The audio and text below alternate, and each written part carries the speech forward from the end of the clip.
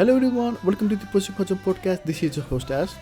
There is something powerful about carrying a dream from years and then finally getting to live it. Most people talk about big goals like they are distant stars, nice to look at, impossible to touch. But then there are runners like her, the one who hold that dream from childhood, keep it alive through life, jobs, responsibilities, and everything, and somehow still show up on that start line. Running Western State wasn't just another race for her, it was the thing she's been picturing since she was a kid. Imagine growing up, watching this race, hearing the stories, feeling that pull even when you are too young to understand why it matters. And then, years later, you're the one standing there with a beep into your chest, knowing you earned your spot. There is nothing accidental about it. That's a decade of tiny choices, hard days, good days, and the grind no one sees. What I love about stories like this is how honest they are. It's not about talent or some perfect training block. It's about wanting something badly enough to stay in the game long enough for life to finally open that door. And when it does, you don't tiptoe in, you run straight through it. That's what this conversation is about. Dreams that take years, goals that demand patience, and the courage to keep believing when no one is watching, and the quiet, stubborn fire that carries someone from middle school, cross country, all the way to the start of the Western States. This is what it looks like when a long held dream finally meets reality. And she lived it. And in that note, please let me introduce to our guest today. Here is Caroline. Hey, Caroline. Welcome to the podcast. And it's nice to have you here. So, we're going to talk about you today. So, this will be a fun experience. Yeah, thanks for having me. Before we get started about you and your journey, can you please give a quick introduction on who is Caroline? Yeah, absolutely. You want me to give it? Yes. Yeah, my name's Carolyn. I live in Northern California. I jokingly say I'm an ultra runner for better or for worse. Sometimes for better, sometimes for worse. I'm a physical therapist and yeah, just a passionate lifelong runner. And that's probably how I ended up here. You said lifelong runner. So where did this love for running came from since you were a small kid? Yeah. Um, yeah, I've been running since I was like 5 years old. I have memories of my mom was a runner, so I have memories of her going out for an 8 mile run, and I would go with her for, she would let me run with her for a quarter mile, and then she'd turn around and run me back home because a quarter mile or a half mile to a 5-year-old is plenty far. And so she'd turn around and run me back home, and then she'd go out for the rest of her run. So yeah, and my mom jokingly says that I was a baby. I skipped walking and went straight from crawling to running. I have memories of elementary school. We in PE class or whatever class it was, just I never disliked running laps, and like my friends would be like, "Oh, we could see you like way ahead of everybody. You were always way ahead of everybody." In elementary school, middle school, I joined the cross country team, but at that time there were no females. There was only a male cross country team. And so I was the first female in my middle school to start running cross country. And then I ran in high school and in college, and yeah, so I've been running for 33 years, which is crazy. Where did this love for ultra running came? You said you ran cross country when you were in the middle school and probably did this bug came from running like it's for everybody else, right? So cross country and then half marathon 10K and then full marathon and then 50K 100K. So how was your progression? Yeah. I ultra running, the passion really just comes from a desire to run Western states. And we can get into why I even have that desire or had that desire and still have that desire to run Western states. Really, even now, I'm like, I jokingly say, I'm not an ultra runner. Don't put me in that category. I am a 5Ker. I love half marathons. There's a local race here in Marin called the Dipsy. It's 7.1 miles short. I ran in college the 5K. So like I'm really a shorter distance runner. After college, I got into marathons and stuff, and I did do one ultra marathon when I was living in New York City. I forget what it's called, but it's 9 loops of the Central Park loop, which is just mind boggling. But yeah, I kind of like jokingly say I'm a short distance runner. I like those like shorter things where you push really hard and then you're done pretty early. So my progression, my slippery slope is really, I blame it on Western States and my like just really deep-seated love of that trail. I can go into why I love that trail so much if you want. I think that is the next question. Question states one of the most famous, iconic, because everybody wants to do it, right? So where did this dream of running it or the desire to participate in it manifested in you? Yeah. So it goes back to the history of Western States and the trail. And as a lot of people know, but a lot of people don't, a lot of runners don't know, it started as a horseback ride in the early 50s, because a man named Wendell Roby wanted to preserve this trail that's like really steeped in Native American and gold rush history. He wanted to preserve it. And so he created this horseback ride that went this 100 miles. And as a lot of runners know, then a few years later, or I guess 20 years later, a man named Gordy Ansley, he ended up running it because he couldn't ride in it. His horse was lame. So he knew he wasn't going to be able to ride the horseback ride, and he decided to run it alongside the horses, which anytime I tell this story, I just am like, and that is crazy because that was in the 70s, before we had sports science, before we had all these like gels and fancy shoes and all this stuff. And he survived and ran under 24 hours, which, me having that goal of running under 24 hours and not succeeding this year, so much respect for doing it without all this. Like, the aid stations were the vet checks in the horseback ride, which I laugh about. Like, at the vet checks, there's hay and grain for the horses, but I'm like, surely they had water for him and stuff, but it's just funny to think about what his aid was like. But so anyways, I started as this horseback ride and then became a run. I come from a horseback riding family, and I personally am a 4th generation Tevis Cup finisher. So the horseback ride the nickname of it is the Tevis Cup, the Western States Endurance Ride, as opposed to Western States Endurance Run.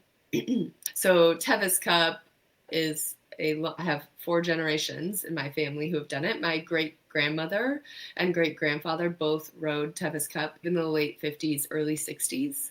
And then my 2nd generation, my grandmother, she actually didn't finish until the 90s. Took her a really long time. But I have my mom and aunts and uncles who finished in the 80s and 90s. And then myself and one of my cousins, we endeavored to run it in 2001 when I was 14 and my cousin was 12. And then I finished that year in 2001. I've also finished in 2003 and 2005. So the deep-seated love of this trail comes from like multi-generations of my family being a part of this trail and recreating on it. But then I was like, I'm the only like real crazy one in my family who wanted to run it as well. So a lot of people in my family want to ride it. There's 12 of us now, I think, that have finished the horseback ride. But the joke is that I'm the only crazy one that wants to run it. And my whole family, everyone's like, why would you want to run this when you can ride on a horse? And I'm like, that's where like my really ingrained in my blood and my soul love of this trail comes from. And then mesh with that my love of running, and that's how I got to Western States. Now, I've known about the run since I was like 14, right? My first time riding Tevis, but for a very long time I was like, it's on my bucket list item, but it was on my bucket list of things that like it's over here in like I might die and never do it because it seems crazy. Because again, most of my life, I was a 5K runner. I dabbled into marathons, but like a marathon is a quarter of Western states. So it took me until 2021, I think, until I actually was like, oh, maybe I can do Western states, and then started getting into ultras. It's always been there as something I was interested in, but it was for a very long time something that I was like, that's crazy. I'll never do that.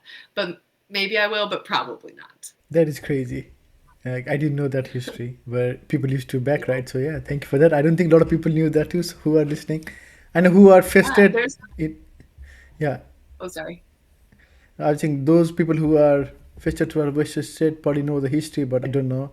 I don't know a lot about that race, so this has been a lesson for me. Yeah, thank you so much for that. There's a really good new book out by a great friend of mine. Her name is Shannon Wheel. It's called Buckle Fever. And Shannon Wheel is one of the original RDs of Western states. And she wrote a book on the history of Western states. Her book just came out this year in time for the run. Yeah, it's called Buckle Fever, and it brings out a lot of history, explains the history of the trail. So if anybody's interested in getting much more in depth on the history of it, you can go there, find that book. Like you had this generation of folks, right? So you're from a great grandmother who've been riding it, but you are the one who turned up running it. So why?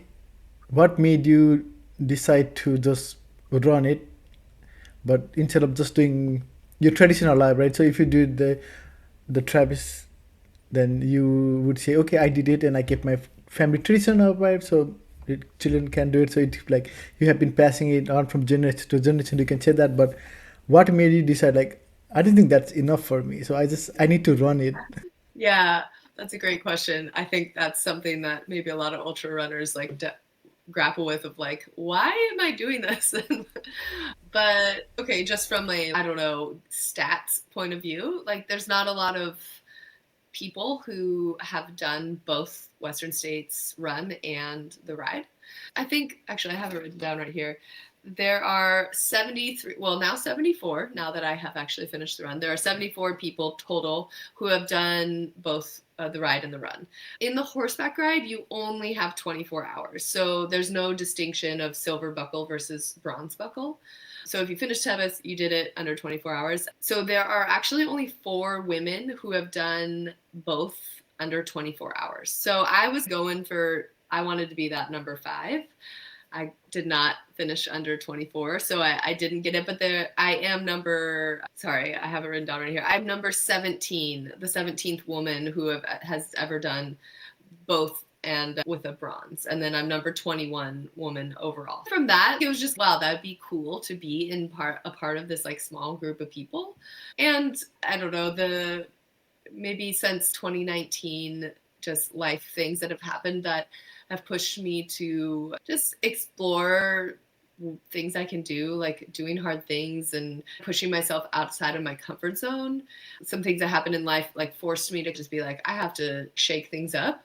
And so ultras were part of that, of just, okay, like why not go after this big bucket list item? Like why limit yourself? There's not a lot of people who have done Western states, but there are plenty of people out there who you can look to and be like, okay, if they can do it, I can do it. Like, why are you limiting yourself? Yeah, and my love of running and my love of the trail. It's an absolute honor and joy to be on that trail. And I am lucky enough to live somewhat close to the trail, close enough to drive to it in a day and get to be on it. And I find it to be such an honor to be able to run on it, even outside of like training for the actual race. Just, I love being on that trail.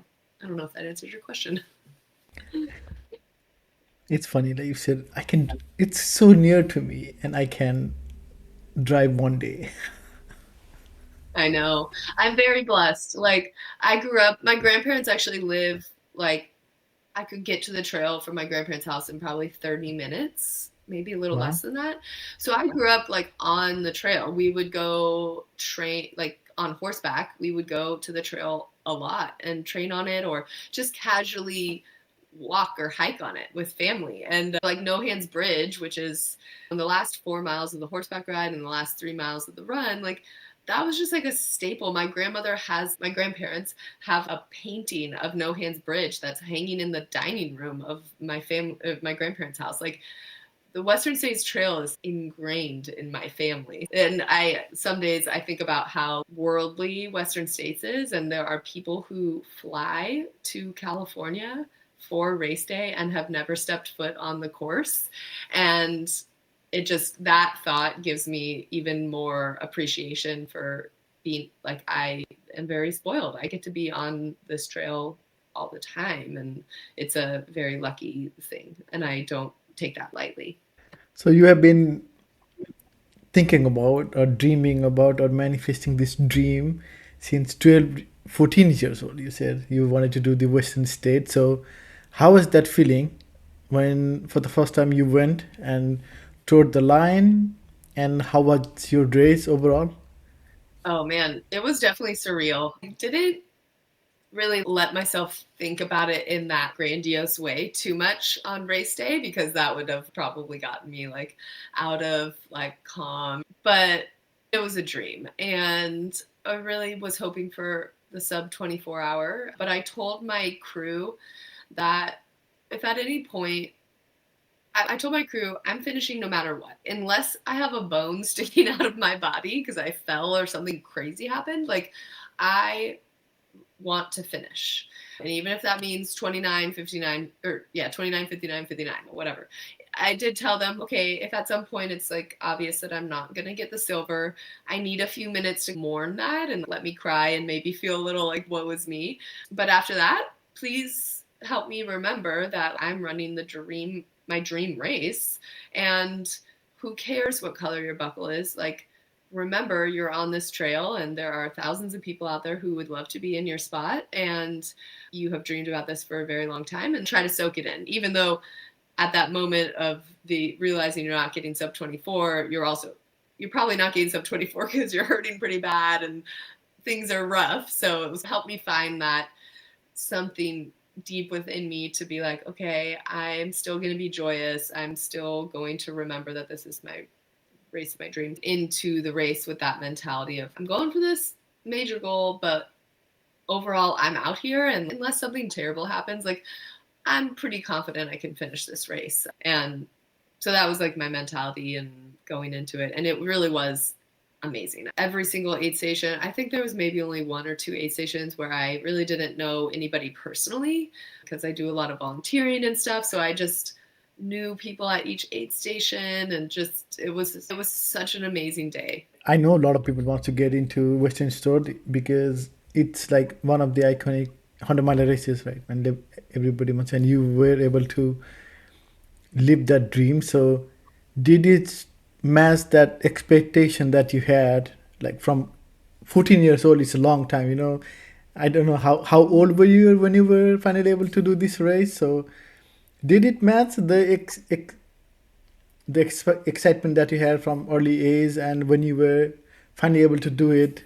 How was that feeling when finally it happened and you're like, oh yeah, this is how it should feel like? Or did that something like that happen? Yeah, it matched it and exceeded it. It was, yeah, like I think also the race just being, if I had ran it 10, 15 years ago, which some days I do kick myself on, oh man, I wish I would have gotten the bug like 10, 15 years ago when it was easier to get in and all this stuff. But also now it's more popular in mostly a good way, I would say. And so just the amount, like the escarpment is perfect example. 10, 15 years ago, maybe there were like 3 people up at escarpment just taking pictures and stuff. Escarpment was like top 3 moment of my life. It was so fun. I had so many friends up there, and just the cheering, it was just an amazing experience. So like that wouldn't have happened if I had done it sooner and stuff. So I think for sure it exceeded my expectations.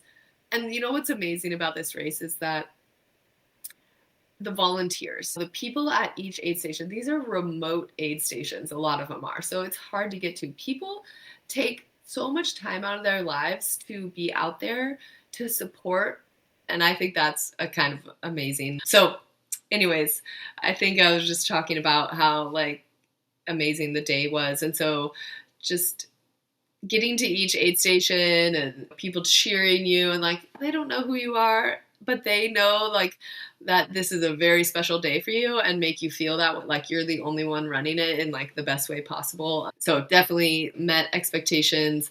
It was also the hardest thing I've ever done. And I'm not going to sugarcoat this. There were a number of hours between specifically between 2 a.m. and 4 a.m. that I hated it. I absolutely hated it. I have never ran a 100 miler before, like leading up. I had only run 100K, so I had never experienced past 62 miles. So it was so painful, and there were times where I hated it. I loudly proclaimed I was never doing it again, and it was really dumb. And that was a little bit hard for me, like reflecting on the race. Like, the only thing that I have sadness about is that I did get into such a rough pain cave that I really wasn't enjoying the experience. And I definitely had a couple hours where I wasn't like, I couldn't find a shred of joy, which, and we can talk about this, but like for the past, I don't know, 10 years, I've been really focused on joyous running and not caring so much about my time and my place, because it's fine for me to have goals to run fast and stuff, but if I focus too much on that, then I don't enjoy it. Like it becomes a little too much, like I care too much about my place and my time. And so, anyways, it was hard for me to, it's hard for me to grapple with the fact that this trail that I love so much and this race that I had dreamed about doing, there were moments where I was really not enjoying it. And I know that's part of ultra running for sure. And plenty of people have been like, okay, it's okay. But it still was like even going over No Hands Bridge, which in the horseback ride is a really big deal, and you can have some crew come down and cheer you right there and there's people there. But when I crossed No Hands, it was light out, which in theory was sad for me because I was hoping to cross it in the dark and there was nobody there. And so there were just a couple of times where I was like, oh, I'm hurting so bad and I really don't want to be running anymore and I hate it. That's all part of ultra running. And hindsight now and looking back on it, like it's all part of the experience. And I don't actually hate the trail. I just was really in a lot of pain. And I also was in a big calorie deficit. So brain functioning was really low. But hindsight and like reflecting on the race, it really, yeah, it met expectations. I tell people I went through every single human emotion possible on the day. And I had an amazing crew and a really awesome group of people running in with me from Roby Point. And yeah, I guess I just wish I was a little more with it when I got to the track. It's very fuzzy for me, the last like few miles and the finish line. I thought it was going to be a little bit more emotional and oh my God, I did it. But it was more like, thank God I'm done. Like, and I was just like, I need to get horizontal on the turf. Like, I need to give hugs and then please let me lay down. So it's definitely in my mind, in my like naive mind, I thought I was going to finish and just be so joyous and tears of happiness and just celebrating. And instead it was like, I gotta go lay down, guys. Like, I'm dying. But I think that is the more realistic finish feeling. That makes sense. And especially if you have not done a 100 mile before, then when you do it, then it's, yeah, whatever you felt is, I think that's a natural reaction to everybody. I have not done 100 mile. I just did my 56K first Congratulations. time. Oh, And yeah. it was one of the hardest thing that I have ever done, and I never trained for that much work. It was almost 1000 meters for 56K, and it started with 150-meter elevation, and all the locals were running like as if it's nothing, and I was already at the back struggling. And then 16 kilometers of downhill, and it's so many Yeah. lessons learned. And I can also relate to you the thing about not enjoying the race, and that's why I got into ultra was I was a marathoner, so I did marathons before, and there was this pressure all the time to get faster and faster, not by anybody, Yeah. right? Because it's me versus me. So I wanted to get faster, and then you go to this run, Monday run, 15 kilometers. I have to hit like 5 minutes split, sometimes 4:30, and it was so monotonous, and there was no enjoyment because I was running so hard for so long, and come marathon day, I could not able to get the time I wanted, and I didn't like it. I didn't like that feeling, and it took me a while to enjoy running again. And now I don't look at my watch when I'm running. I don't care about what my split says.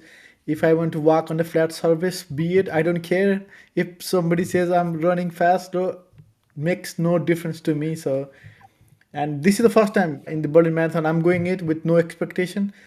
This will be my last marathon. Already said so. Last. Last road marathon. Okay. Okay. Last road marathon. Yeah, yeah. So I just want to go and have fun and don't not worry about anything. I don't care about anything. So I just want to finish, enjoy it because for the last 2 3 years I did it and it has not been the same. So now is to just have fun because I like this feeling where you don't have to worry about time, like you said, right? When you run ultra running, it's so nice. You just go enjoy, eat, and that's what I found out was how much you eat. Like everybody's snacking. Can I share? Yeah. I would just really love to share my story of how I got to this more like joyous running feeling because for all of my Yeah. like high school and then I ran D1 cross country and track, so like pretty competitive. And for like 4 years it was like focus on time, focus on training plan, like you got to be with right on. And so coming out of college, well, after college, I didn't race for 3.5 years. I was so burnt out.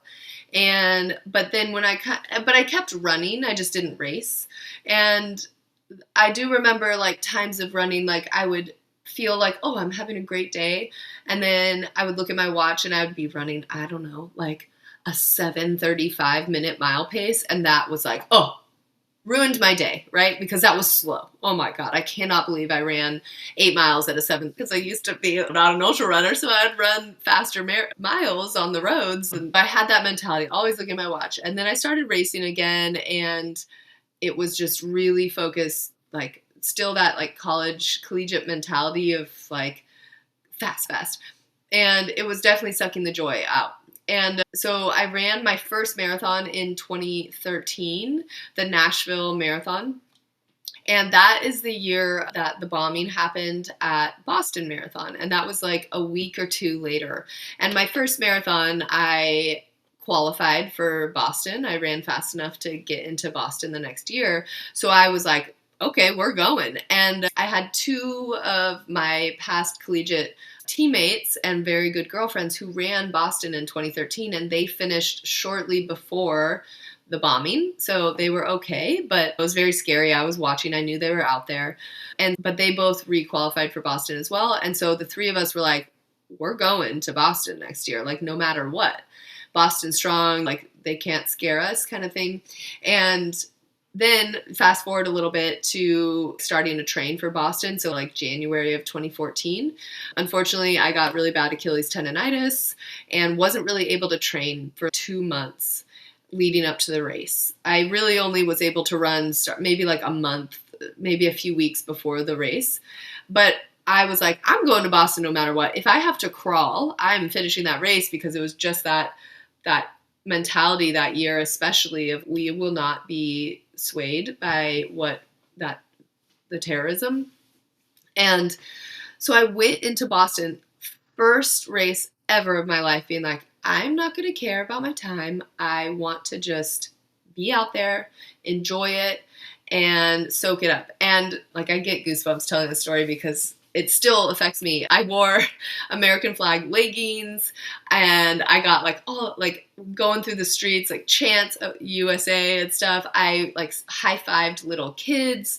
My parents who live on the West Coast, they flew out for the race to cheer me on. And they were at one point I stopped and gave them hugs, which up until that moment of my life, I had never stopped in a race and would never even dream of stopping in a race, even through like water stations. Like, you got to keep running and like try to drink and try not to choke. So like I had never stopped in a race, and I stopped, gave them hugs, and I just had the most amazing time. Like my actual time was like 40 minutes slower than my marathon that qualified me for Boston, but I will never forget that race because that was the race that like made me be like, okay, you're not going to the Olympics.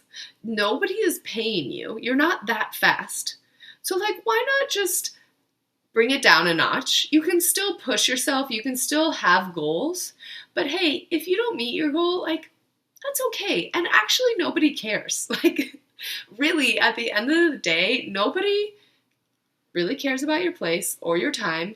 And all they really care about is like your attitude, and what they're going to remember is your attitude and how you carried yourself and all that stuff. And so Boston 2014 is the race that changed me into this.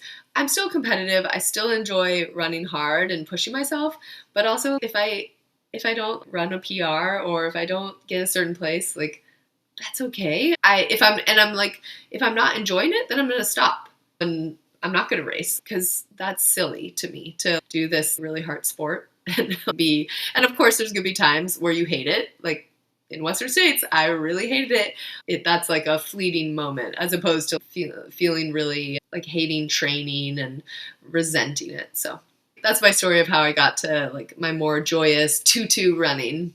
That's so true, when we don't have that expectation and that pressure that we put ourselves, right? It's nobody else that is putting, but it's now everybody wants to run fast and nobody wants to slow. Everybody's like Yeah. sub 3, sub 245. The bar is so high and we are all like striding towards it. And I think we forget Yeah. why we run.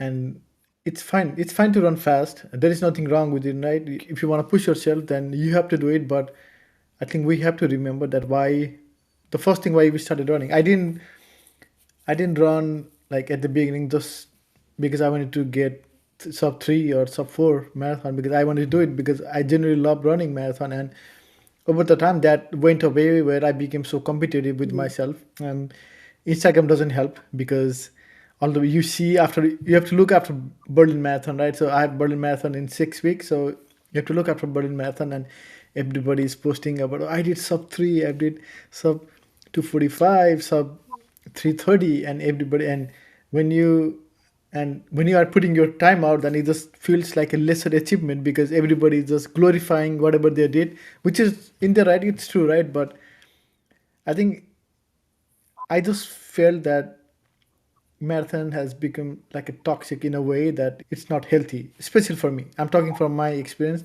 It was not healthy because when I was not able to get my goal, I was like, I hated running. I was like, I don't like running.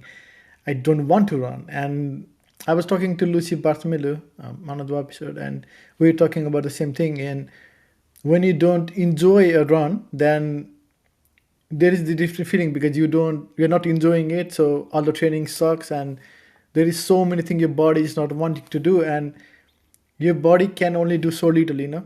If you push, then at one point it's gonna be like, okay, done, I can't do it anymore. So, and that's when I decided like, okay, this is it. And I've never run this slow. The training bug I did for my ultra marathon, I ran 7:30 pace, which I've never done in my life. And like running at 7:30 is like, oh my god. Now when I go for easy run, then I do that 7:30. Now it fits normal because now I don't care. Like what I don't need to run fast because I don't have to. So that's what I feel like. But it's just my opinion that we have become so this time bound now that we want to get faster. Everybody wants to get BQ, and over the time, I think we have lost the reason like why we Yeah. want to run. I have a sign of that because I volunteer down at Rucky Chucky at the river crossing aid station. I have my Rucky Chucky shirt on, of Western states. And I have a sign that says, remember your why. And that just is like trying to remind people, especially at Rucky Chucky, people are like really struggling and getting in the middle of the night and crossing the river, and they have a huge climb. And that's my like saying, remember your why. Try to tap back into like, why are you out here? Why are you running today? That's my little motto of when I'm out running. Like, why are you running? And some days there's nothing wrong with some days you're running because you kind of have to and it's on your training block. That's okay. Just as long as like the resentment doesn't build. There are always going to be days where we don't feel like running, but like we have a goal and we're going to go out and we got to run. And there are days where you're just going to do it because, I don't know, like you just are like, I just have to for my fitness or my health. And then there are going to be really joyous days. So it's not always going to be incredibly joyous, and you're not always going to run because this is your why. Like this is a good why reason, good quote unquote. As long as it's like in general, like you're finding you have your why, and your why can also be to BQ or to get a PR. There's nothing wrong with that, just as long as it brings you happiness, I think. Yeah, true. Yeah, I just remember a conversation with Alec. He's wicked fast, and he said, I think that kind of changed me for a while. He said, instead of I need to, he said, I should say I Yeah. want to. Yeah. Because we choose to do this, right? Because we have been putting ourselves or doing this torture or this happiness or this toughness that we go make ourselves do all these crazy I mean, runs. most of us are not And getting talking right. about that, Most of us are not getting paid. yeah, So there's only a small percentage of us that are getting paid, and that's like in college. I had scholarships and stuff. So it was like, you have to follow the plan. And then after, it's you don't have to anymore. Like you can do whatever you want. Don't force yourself to do something you don't enjoy. And so that's just, most of us are not getting paid to do it. So let's at least find some joy in it. we are paying No, to we're do it. paying. Like, stop if you don't want to do it. Yeah, Yeah. yeah. We're paying to do the races. Nobody's forcing us. If you do Cocodona, it's like No, 1,600 it's bucks. So crazy. it's a lot of Yeah. money. Not as much as Boston, I guess, but still. I mean, Boston is expensive too, I think. I don't know if it's that much. I I don't don't know. know either. Now, going back to you, right? So you have done 100 milers and you said you kind of focus on 100 Ks and you do 50 Ks, you do marathons. So how do you balance the speed when you're running the 50K versus the 100 Ks? Yeah. Um, I don't know. This is like a boring answer or like a not technical answer, but I honestly don't even think about it that much in that way. Have I've done these 50Ks, like the Big Alta 50K and stuff, as part of training blocks for my 100Ks. Literally, the last 5 years have been focused on Western states.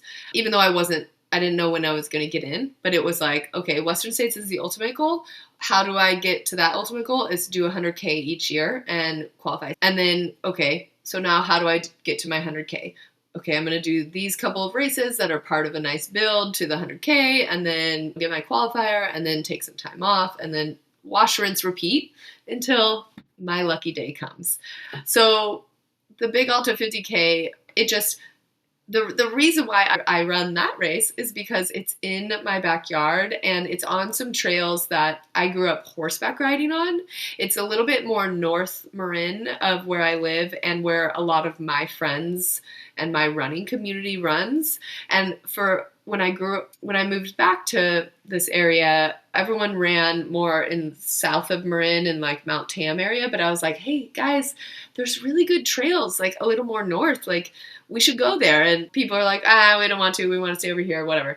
And then the Big Alta was started with Dylan Bowman and Dave Break Racing, and I was so excited because I was like, oh my god, these are the trails that I want to show friends and stuff. Now I just like really love that race because it's on my like childhood trails and stuff, and so to answer your question, I can't say that I go into a 50K or 100K with like much different mentality of just other than just, oh, okay, this is only 30 miles instead of 60 miles. And okay, I can push a little harder today. I definitely adjust my nutrition. When I ran the Big Alta 50K the first year, I definitely went into it like I wanted to race hard. I was my stretch goal was top 3, and my like general goal was top 5, and I got 4th place, so that was pretty perfect, right in the middle. And I went into it like with my nutrition plan of, okay, I'm just taking gels. I'm not really going to stop at the aid stations for anything else, because I knew I was going to be like revved hard, like I was pushing hard. And then 100Ks I've gone into with, I just want to finish under the cutoff so I get my states qualifier, so I'm just going to chill. And then some of them have been like, okay, I want to race a little bit more. Yeah, I definitely, it's more just it's not necessarily like focusing on my pace. It's more maybe just focusing on what nutrition I'm going to take, and then just my mentality going into the races, like how I've been feeling, what's next. All of my, like I did Big Alta 50K this year, and I was running Western States this year. So it was like, we are just going out to party. We're just using this as a training run. Like, we are not racing. We're just getting out there. And that's what I did. I wore a tutu and had a great time. Looking back at your running career, right? So, what other ultra running that you have done? Like you have done so many races that has helped you to run the Western States. I think a huge part of what has helped me to run Western States is just my background of trail running. I first and foremost am a trail runner. I grew up in Marin County, California. Very lucky to grow up here, where trails are the norm. Like, road running is kind of, yeah, people do it, but like trail running is like what everybody does. Everyone knows what trail running is. And I didn't really realize that was not a thing in most places, because this is where I grew up and this is what I knew. But when I went to college in Nashville, Tennessee, trail running, like there just aren't a ton of trails. There's some trails out there, but like you go road running a lot. Just growing up with that just natural inclination to get on the trails, I think that really helped me with just having that background for Western States. And then I don't know what prepares you for a 100 miler other than just doing a 100 miler, but I've done Miwok and Waldo 100K both twice, and those are my only 100Ks I've done, and then the 50Ks around here. Yeah, I don't know what does prepare you. I think at the end of the day, it's really just like my trail running background, and just I don't shy away from trail running. And I do remember, like, when I went to college, people come from all around the country to go to this college that I went to. Or I had people from Florida who had literally never ran on a trail before. And I was like, what? You never? It was just like this kind of naive, spoiled thought process of like, how have you never ran on trails? Don't you have trails? And then my friend, no. Sleepers. There's Yeah. bears, yeah. Yeah, Snakes. and people saying that, I'm like, aren't people will be like, aren't you afraid of things? I'm like, I don't know. I guess I've never thought about it, because that's just what we did. We just ran on trails, and yeah, there's animals out there, but I don't know. It's and there is not a lot of land in Florida Oh, too, because if you don't, there is a lot of them are like yeah, right. swamp. So yeah, it's good for canoeing because I live in Florida for Yeah, a few yeah, years. yeah. I think couple of years, 3 4 years. So yeah, it's there is not a lot Right. of There's not a lot places. of trails. Road Yeah. running it is. Which, yeah. Yeah. And looking at your experience, right? So far you have done so many ultra running. If you look at it now, so what has been the lesson that, or what has ultra learning like taught about Yeah. yourself? I think mainly that like I can do really hard things.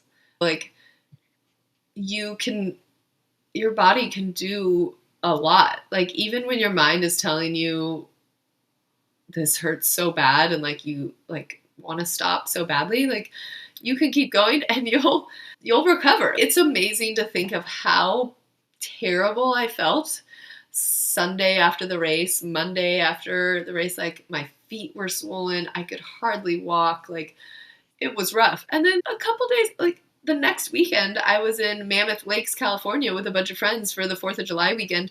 And I went for almost a 10-mile hike at really high elevation. I did try a run one of the days, and that one week after, not even a week after Western States, and that was dumb. My body was not ready for that. But I was amazed that the hike felt pretty good. So not even a week after running 100 miles, like my body was like, okay, we can do some activity. I think it's the main takeaway is that like we I have a lot of capacity to push myself harder than I really think I can. And there's a lot of like I have a lot of opportunity to like see what my body can do, and my mind follows, and I'm like so proud of my personal in Western States and stuff and pushing through hard times. So I think my main takeaway is just like we can do hard things. Like we can really do it and can. And whatever your hard thing is, some people 5K is their hard thing. And that is beautiful. If you are sitting on the couch and think you can't do a 5K, you can. It just takes, you got to get out there and one foot in front of the other, but you can. And don't limit yourself. Like we were talking about earlier on, you mentioned in the first 100K and you were in so much pain, right? And that pretty much happens in on ultra, the pain is depends upon how much you have run. So at some moment it might be super high, but at some moment it can be low. And same as the emotional fatigue, mental fatigue, physical fatigue is there, right? So, and when you are at that low, do you have any mantras or tip and tricks that you use to get out of it? Maybe not get out of it, but just like work through it. I do like chant. I started doing this. I did an Ironman in, I don't know, 2021, I think. And it was in Coeur d'Alene, Idaho. And it was normally Coeur d'Alene, Idaho is like lovely in the summer, like 70s, not crazy hot. Unfortunately, it was during this psycho heat wave, and it was like 105 degrees Fahrenheit during the marathon, and the marathon was on the road, so it was like just radiating heat, right? I was miserable. Yeah. And I was just shuffling along on this marathon, and I started chanting to myself like along with my little cadence, teeny little steps. And I just like, kept chanting that like slightly out loud. So if somebody was running next to me, they would have heard me and be like, this chick is crazy. But that what got me through like literally 18 miles of that marathon of just chanting that, because like it was at that point, and during ultras, sometimes you get to that point where like thinking about how much further you have is just going to be way too overwhelming, and you just got to think about the next step. And if it just can be really small, then you can do the next step. So I definitely chant that to myself. I play mental tricks with myself. I'll be like, okay, I'm going to run I did this a lot between the hours of 2 a.m. and 4 a.m. with my pacer. I'm just going to run for a quarter mile, and then I can walk for a quarter mile. And man, those quarter miles were the longest quarter miles of my life during Western States. That was crazy. And then, I don't know, I like just tap in, try to find something to laugh about, something. If I'm with a pacer, they can cue me to find something that I'm happy about. I don't know. But yeah, my teeny little steps is my like hilarious little mantra. And then remember my why. Tap back into like, why are you doing this? And sometimes it can be like a very like, oh, I'm doing this because I want my Western States qualifier. And that's it. And like, I can get mad about that. Oh, this is so stupid. I'm just doing this to do another really long, hard race. This is dumb. And I can laugh about that. Like I can be like, or just be angry about it at that moment, and then later laugh about how angry I was.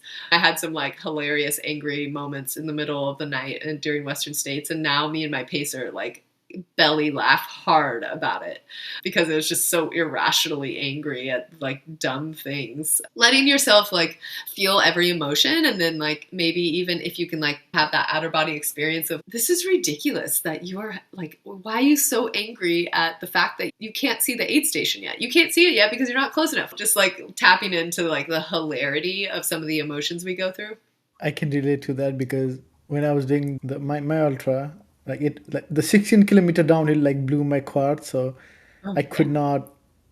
And then there was like I think 3 kilometer of another like 200 meter of elevation that went up, and I said this is bullshit when I was going up because it never end and I don't know the course, Yeah. right. And somebody Like somebody was like, I was saying this is bullshit, and somebody heard me and he said, this doesn't stop. And she said, yeah, it's like 3 4 mile, 3 4 kilometer. And I was like, Oh, F yeah. this shit. This is bullshit. And then finally that is over, right? Oh god, yes, downhill.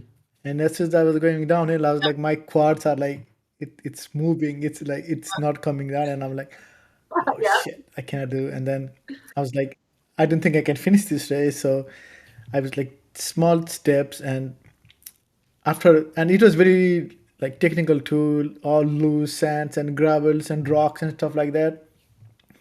And I started doing 1 2 3 4 5 6 7 Yeah. 8 9 10. That was my Yep. count. Yeah. So I did it like 3 times, 5 times, later on 5 times. So 1 2 3 4 5 6 7 8 9 10, 1 2 3 4 5 6 7 8 9 10. Like that was my step. So that's what I, so I can relate to that. It's funny, like how we go through things. And I was not injured, like I was able to run after a few days. I think I ran after 5 days, 2 kilometers, and my quads were fine, nothing was happening. But at that moment it was just, it's like you said, like our body can take a lot, but it's all the mental game, Yeah. I think. Until you face it, then you don't know how much you can do. So next time when this thing happens, and I know like my body can take more and I can push through it, but that Yeah. was not fun. It's amazing That was the, not the fun. feeling your like the feeling your body you feel in your body, and then a few days later, like our bodies are amazing, like the things we can do. We are Yeah, in so much pain, and then a few days later we're healed, like our body recovers. It is amazing, I think, just absolutely amazing. I agree. And like going back to you, right? So when you are doing this kind of races, do you, or are you scared of DNF? Or like, do you think that at some point that there would be this pain that will break Hmm. you? I have never DNF'd, and I'm not going to knock on wood there because there's nothing wrong with DNFing. I'm not like really afraid of it, or I'm sure I will have a DNF in my life, probably. I don't know. I think it would have to, and this is me never DNFing, so like probably a lot of people who have never DNF'd and then DNF have had this mentality or this thought of, I would have to be like pretty badly injured, I think, to DNF or time out for whatever reason. I'm having a really bad day, but I think a DNF would have to be me, like I said, timing out because I'm having a bad day, but I'm still pushing. I don't really see myself just stopping. I don't want to discount people who have DNF'd. I'm not saying that they gave up or anything. Yeah, it's a hard thing to talk about and not sound like you're being rude to people who have DNF'd. I went into the Miwok 100K this year with the mentality of I was actually probably purposely going to DNF. Like I went into it because of my training in April. So Miwok 100K is in early May. My training in April, I was not able to run actually almost at all in April. I had to hike and backpack because I was having some hip issues. And so I was finally able to run. I think I ran like 10, 12 miles the weekend before the Miwok 100K, and my hip held up. So I was like, okay, I'm going to go into Miwok and I want to hit the 50K mark. And if anything is hurting or I'm a little concerned because Western States is a month and a half away, like I'm just going to pull out at 50K. And that's fine. Like I gave myself permission to DNF at the 50K if anything was concerning. Thankfully, I everything hurt. I hadn't ran hardly at all. So don't get me wrong, I was in a lot of pain, but it was like my whole body. So I was like, if my whole body is hurting, I'm going to finish this race because in Western States everything is going to hurt and you got to finish. But I think again, at my naive state of never DNFing, I would have to, it wouldn't be a mental DNF, it would be a physical DNF of rolled your ankle really bad and you can't continue. I don't see myself mentally DNFing just because it hurts so bad. You were talking about earlier on, right? When you were looking at the stat, and you said you are only the 21st woman who has completed the Western States, and there is only 4 women, and you wanted to be the 5 who ever completed under Yeah, both 24 of them. hours. So, yeah. So, how do you? Oh, yes. To both the Travis and the horse riding, and then the thing. So, how do you see the women's field in ultras Has it changed over the years? You've been running for so long, right? And because there is not a lot of moms especially who runs, and because there is not a lot of facility, because you gotta look at kids, and that has been, I was talking with Esther, and that was her one of the main concerns, was like there is, if like all these prestigious racing, whatever you do, like they need to have some sort of facilities where moms can come and do things, because they can put the kids there and then somebody can take a look at it, right? So have you think that there has been any progress in that sort of matters in your career, because you have done Yeah. for a long time? Yeah, there's definitely been a lot of progress for women in races. As I said earlier, like I was the first female on my middle school team when I was like whatever age I was, and which is super cool to like lead the way there. And even though it was like this small little middle school, ultras are still dominated by still over 50% men, and you feel it sometimes. Like some days I in races I am like, dang, I haven't seen a woman in a while. Like it's a weird thing to think about. I think Western States is doing a really amazing job of kind of leading the way of helping with races being a little more progressive for women, of like their pregnancy deferral policy is, it was changed a few years ago, and it's, if a woman has gotten into Western States and she is pregnant, she can defer until whenever she wants to. If that's next year or 5 years or 10 years, she can take her entry and defer it to whenever. And I think that is huge, because every woman recovers differently from pregnancy. If they have multiple kids, it might be difficult to get back a year later, all that stuff. So, and I do notice like there are more races that are being more accommodating to women, like having breastfeeding like stations and childcare at races. Like these are all huge steps for women to be able to be out in the racing community. And I think that's why we're seeing more and more women being able to get out there. Ultras are still skewed, but you know, 30 years ago, or oh, okay, hold on, it's 2025, so a little more than that. But there was a time where like people thought like our uteruses would fall out of our bodies if we ran, which is hilarious and understandable. Like science has evolved and we know that's not going to happen, but it's just to see the progression, and amazing to see women out there toeing the line, doing hard things. And I have these socks that say she believed she could, so she did. And just, yeah, we're really strong, just like men. We have amazing bodies, and honestly, like our bodies can grow humans. Like how wild is that? Like we can run ultras and we can grow humans in our bodies, which is just so empowering and exciting to talk about and say. And so it's cool to see like the running community starting to like slowly but surely get on that bandwagon of, yeah, let's support women a little bit more. Like they're helping us keep the human race alive. And like they shouldn't, not that we were punished for doing that, we just didn't have the same opportunities to continue running and through those transition times of our lives. Yeah, yeah, I agree too. I think there needs to be some changes so that everybody is welcome, and it's hard enough. And then if the playing field is same, then I think that would be helpful for anybody, right? Everybody, it would be nice. And who inspires you on the start line? Every cliche, I don't know, everybody, the people who are out there who have no glimmers of thought that they will get in the top 10, or maybe like they're like, I'm a back of the packer, I'm going to finish in golden hour of Western States. I finished it just under 27 hours but I towed the line with hopes of 22 hours. But there are plenty of people who toe the line being like, I know I'm gonna finish in those late hours. And like they already know what they're gonna do and that they're gonna see two sunrises no matter what. And I think those people are the most inspiring to me, because that's a long time to be out there. I personally at least had the hope and had the I knew that I could do 22 hours. So like I hopefully wasn't gonna see a second sunrise.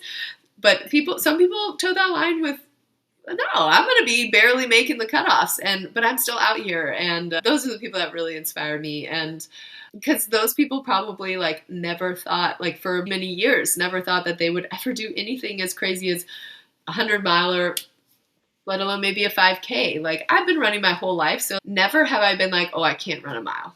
Never.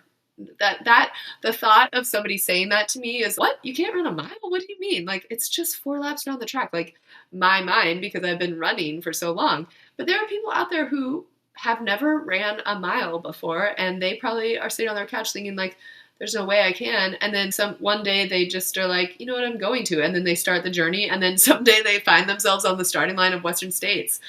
And those are the people that probably inspire me the most, of who haven't had a background of running, but they found their love of it, and they really found that they can do hard things. I went from, yeah, I can run marathons. I'm a fast runner. Like I can do these things and okay, I can do hard things like Western States, but the people who like did not have the background and growing up running, who then discover that they can and they love it, those are the people that inspire me.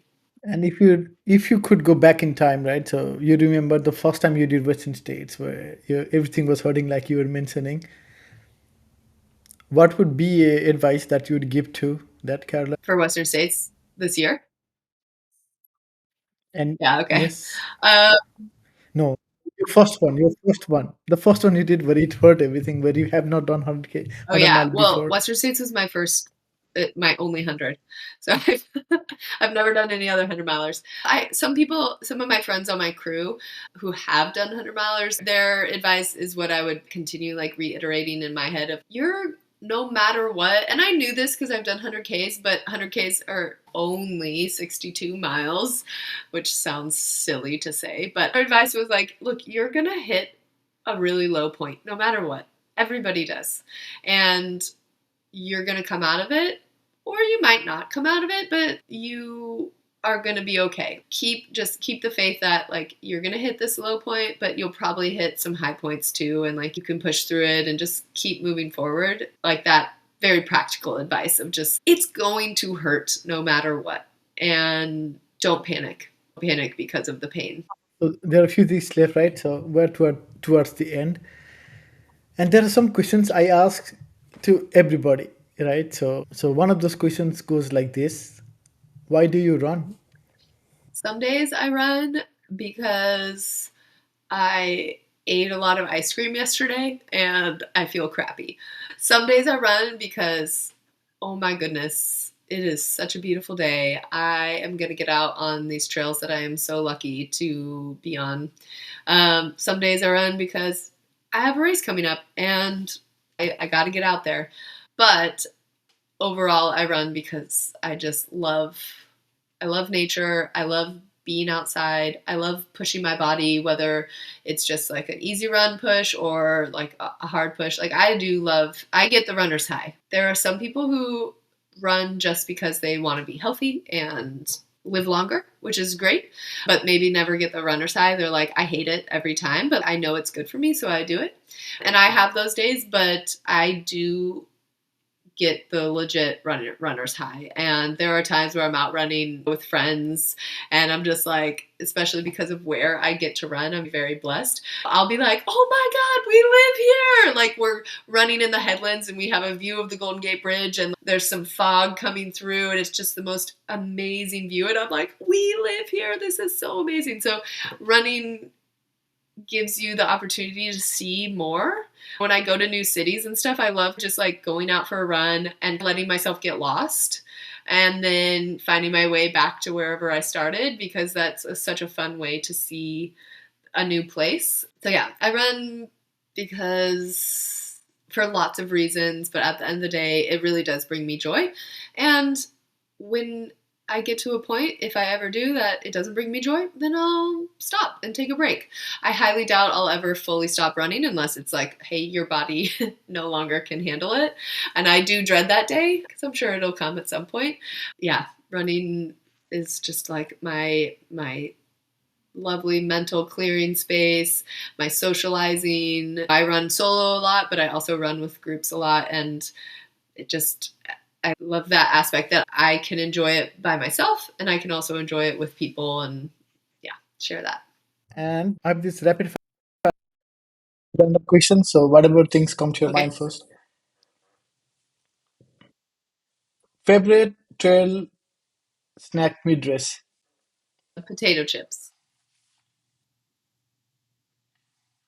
Go to shoes brand right now. I guess Hoka's. Sunrise start or midnight finish? What's better? Midnight finish. Long climb or a steep hill? Which hurts more? Oh, long climb. Music, podcast, or silence on solo Man. runs? Silence. Dream race you have not run yet.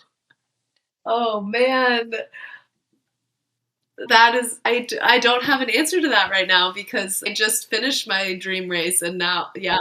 On Western states. I mean Yeah. Western States again. Western Cocodona, States again. 50.